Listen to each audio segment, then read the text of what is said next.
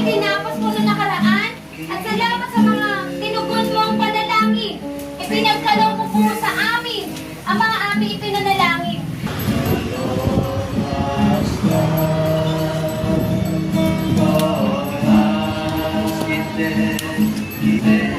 Yes, Lord.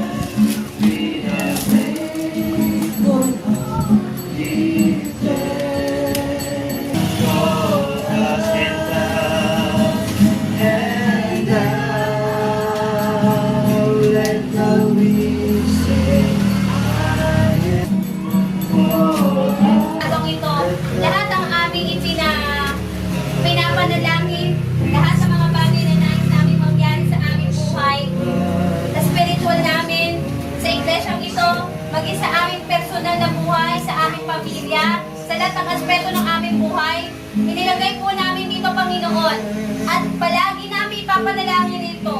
At Ama, alam po namin, ang pinakamagandang time, ang iyong oras.